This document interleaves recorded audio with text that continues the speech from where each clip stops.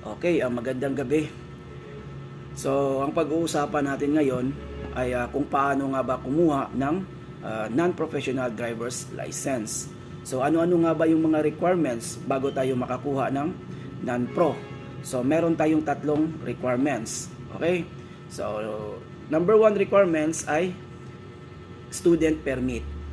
Okay? Pangalawa, medical. Pangatlo, PDC certificate or practical driving course certificate.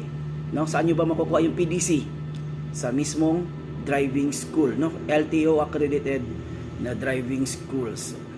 Okay, so yun yung tatlong requirements bago tayo makakuha ng non-professional driver's license, no? Sa student permit mo, kung kailan mo kinuha yung student permit mo, magbibilang ka ng 32 days, no? Magbibilang ka ng 32 days bago ka makapag-apply ng non-professional driver's license, no? Sa medical mo naman, yung validity ng iyong medical ay 2 buwan. Okay? So saan ba tayo makakakuha ng medical, no? Sa mga mismong LTO accredited na mga medical clinics. Okay? So, wag kayong pumunta sa mga ospital, no, like PGH or St. Luke. So, hindi nila tatanggapin yon. Tinatanggap lang ng LTO yung mga LTO accredited na medical clinic. Okay?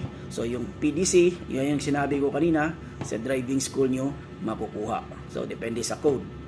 Okay? So, ano-ano ba yung requirements ng student permit? Okay? So, meron lang dalawang requirements yung pagkuha ng student permit, no? Una, yung TDC certificate, no, na kukunin niyo sa driving school, no? TDC or Theoretical Driving Course Certificate. Pangalawa, medical, no? Yung dalawa lang na yon yung hahanapin ng LTO para makapag-apply ka ng tatlo pala. Meron pang isa pala, yung PSA birth certificate, no, na original copy, kasi i-confirm nila yan kung tama ba yung nakalagay na pangalan mo doon sa certificate ng iyong TDC. So yung tatlong yun yung kakailanganin mo para makakuha ka ng student permit. Okay, so TDC, pag-usapan naman natin yung TDC. So ano-ano ba yung mga requirements ng TDC, no? Meron ding requirements yung TDC or Theoretical Driving Course. So, ang requirements ng TDC ay photocopy lang naman ng iyong birth certificate, ng PSA, tsaka isang valid ID.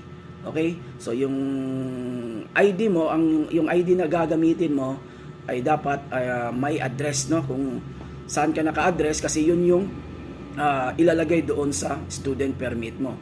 So, magre-rely sila doon sa ID mo. Okay? So, yung dalawa lang na yon ang kakailanganin mo sa TDC. So, ano ba yung TDC? So, ang ibig sabihin ng TDC ay Theoretical Driving Course, no? So, ano-ano ba yung gagawin sa TDC? Okay, so TDC, from the word itself, Theoretical Driving Course, no? So, puro lang siya theory. Wala kayong gagawing practical or actual, yung paghawak ng sasakyan, wala. So, ang gagawin nyo lang is magse-seminar kayo or i-orientation kayo, i-orient kayo ng 2 araw, no? So, 15 hours theory. Yung 15 hours na yan, hahatiin nyo yan ng 2 araw. So, 8 hours first session, second session 7 hours. Okay? Tapos, yung anong tawag dito? Pag natapos na ang iyong seminar, so magre-release ng TDC certificate si driving school, no?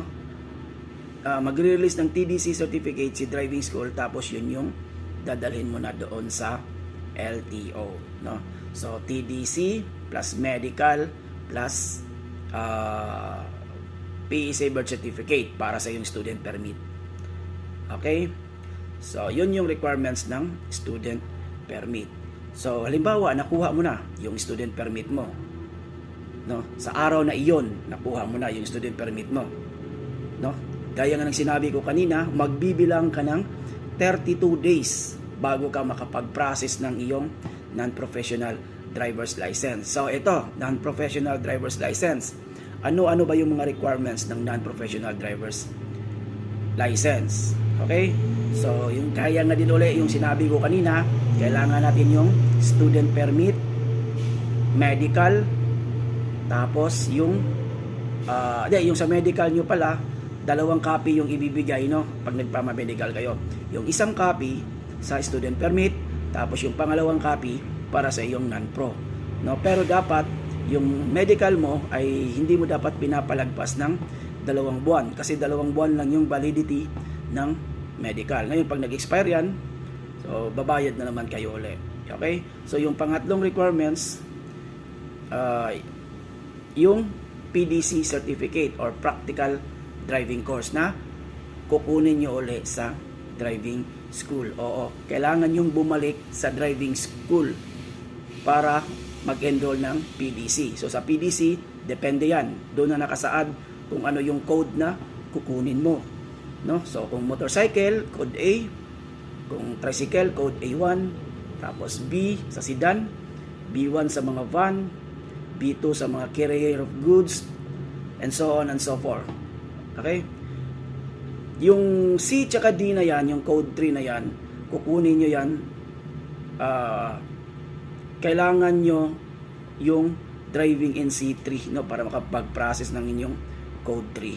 So bihira lang tayo makakita, or bihira lang yung merong ganong driving school na nag-offer ng ganong course, no, yung driving NC3 ng code 3 pala. Oo. So yung code 3 ay yung driving NC3 na yan, kukunin nyo yan mismo sa TESDA. So balik tayo doon sa PDC. Okay, so meron ka ng student permit, naghihintay ka na lang ng 32 days. Okay, so yung requirements ng NPDL or non-pro is PDC. So sa loob ng 32 days na yan, habang tumatakbo yung araw bago mag 32 days, ay pwede mo nang kunin yung iyong, or pwede ka nang magpa-schedule ng practical driving course, no? Kung sa motor lang, o sa motor lang tayo, code A. So ang code A na yan ay yung ano niya, yung rate, no, is nagre-range lang siya ng 2,500, no, flat rate sa 2,500. So kung may mga driving school na nag-offer ng medyo mas mataas pa doon sa 2,500, ay pwede nyo silang ireklamo. So pwedeng magbaba ng rate pero bawal magtaas. Okay, so code A, ayun. So ano-ano ba yung gagawin nyo sa PDC, no? So doon ituturo sa inyo kung ano ba yung mga dapat gawin natin, no, bago tayo mag-practical sa LTO. Yung kasama na yun doon. Tapos yung mga na-seminar nyo, no, yung mga pinag-aralan nyo doon sa seminar ay kailangan nyo nang i-apply doon sa PDC. Let's say for example, pre-driving safety check, no? So may sa pre-driving safety check, no, so blow bag C, Dr. blow bag C or blow baggets pa dati, yun yung i-apply nyo ngayon. So hindi ko na siya i-explain kasi medyo hahaba na. Ayan, tapos dapat marunong kayong mag-drive bago kayo bibitawan ng driving school. Okay, so yung driving naman ng motorcycle ay 8 hours. Imposible naman sa 8 hours hindi kayo matuto. Okay, so depende yan sa kukunin mong transmission. So let's say for sa code A, manual or automatic.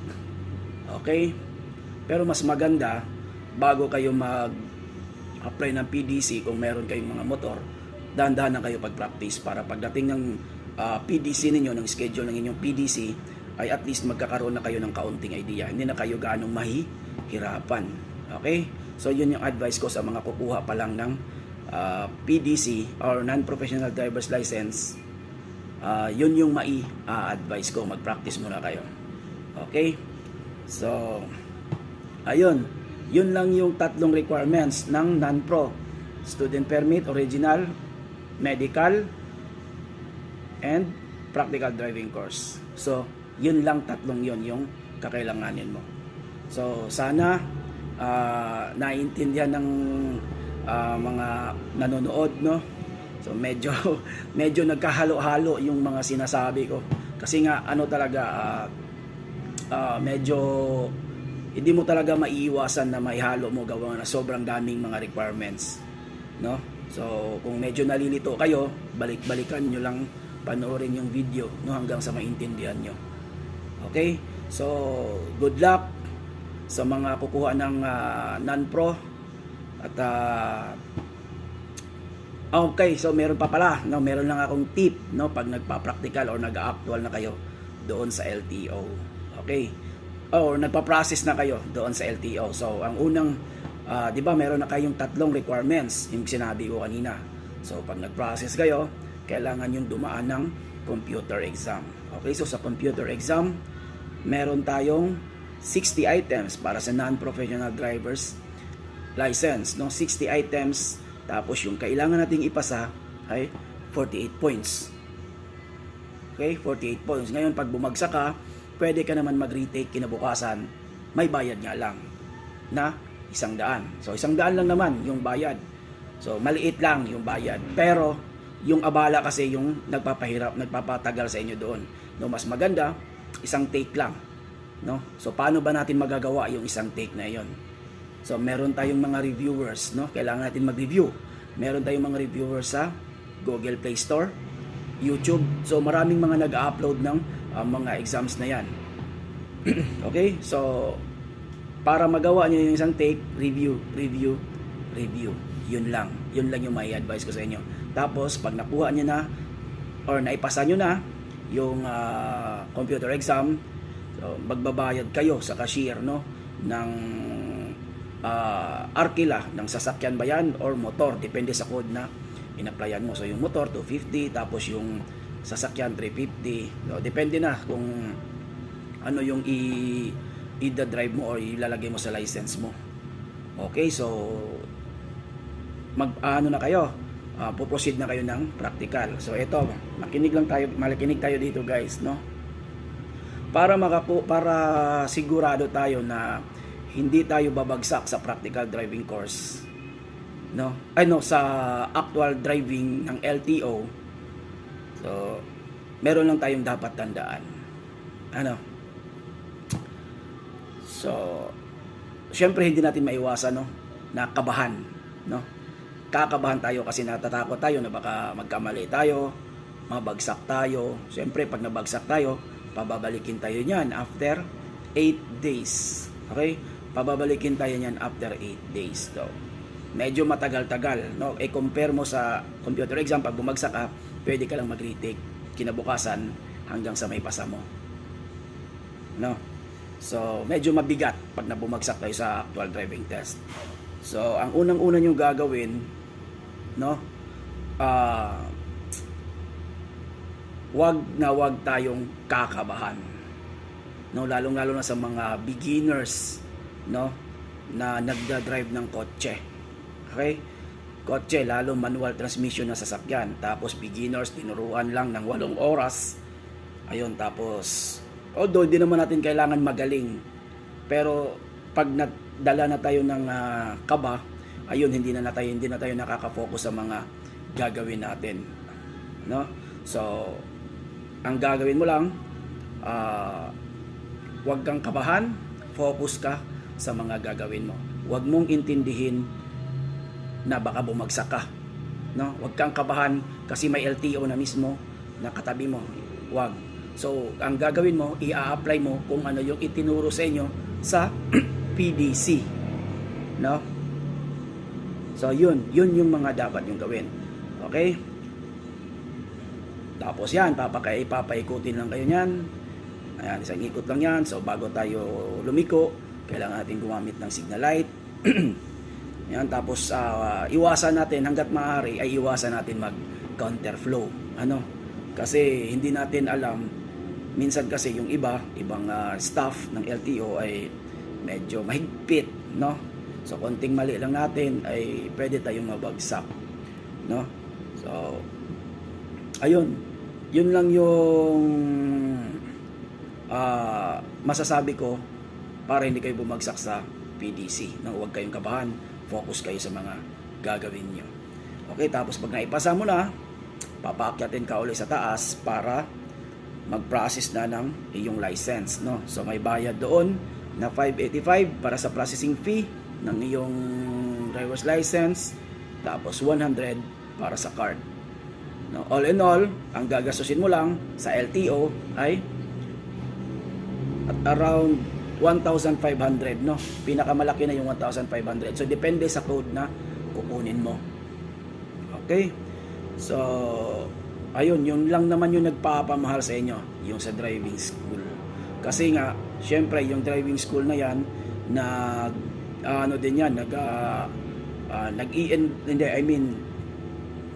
syempre, bumibili din sila ng mga gamit, sasakyan, no? Tapos, may mga binabayaran sila na mga, so, hindi ko na alam kung ano yung mga binabayaran nila, basta marami silang expenses.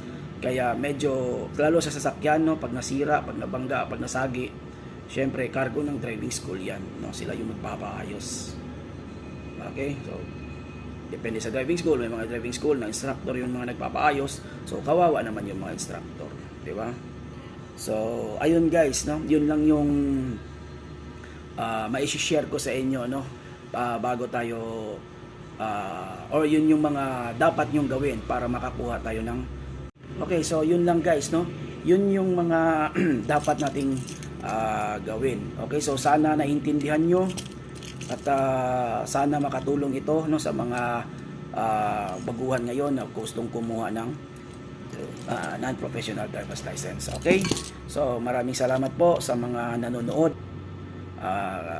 Tuloy lang tayo sa mga gusto nating gawin sa buhay. Okay, so maraming salamat at magandang gabi.